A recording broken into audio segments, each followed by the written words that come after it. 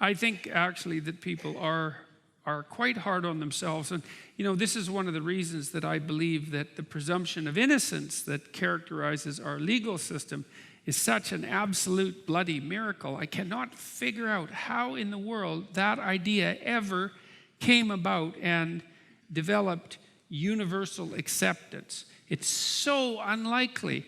If you deal with people in a clinical setting and they're somewhat depressed, which is not uncommon, and they've done something that they are guilty about, independent of whether they've done something that they feel guilty about, independent of whether they're actually guilty, they tend to take themselves apart.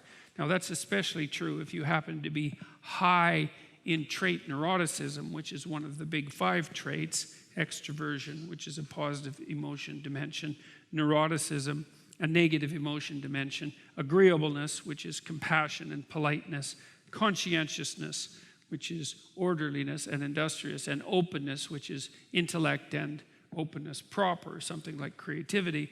If you're higher than normal in neuroticism, it's very easy to take yourself apart if you're feeling guilty about something that you've done. And many people will feel guilty about what they've done at the drop of a hat. I mean, first of all, they accuse themselves of their own shortcomings.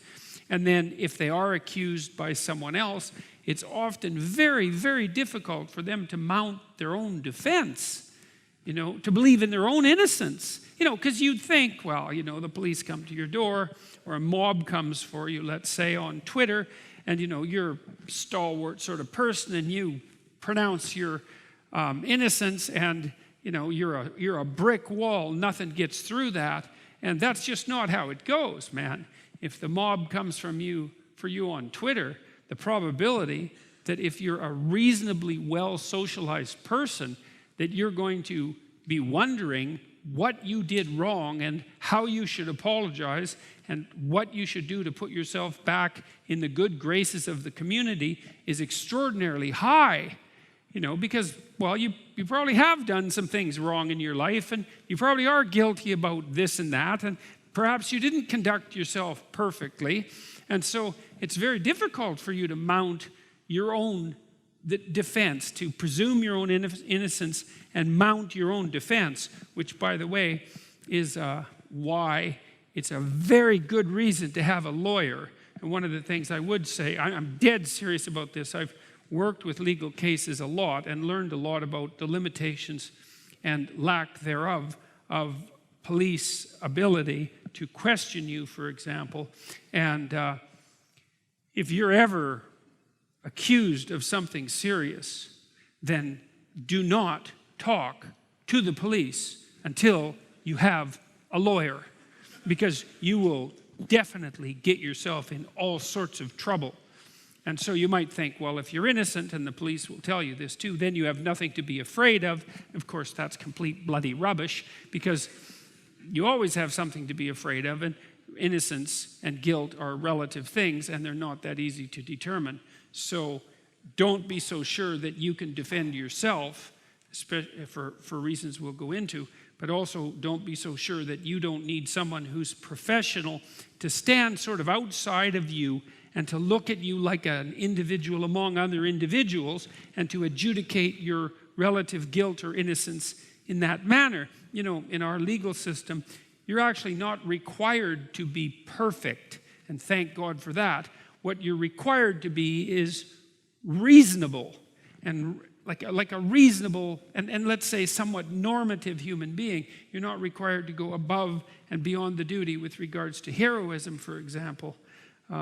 I was involved in a court case. It was quite a terrible case where a woman was up on trial for murder, and she happened to be in the wrong place at the wrong time, shall we say. She was in a motorhome in a junkyard waiting for her boyfriend, and she happened to walk out of the motorhome just as a gang was killing an enemy, I guess, an enemy gang member with rocks. Very, very brutal. And they stripped her naked and told her that they would rape her and that they would kill her child. She had one child, unless she participated in the murder.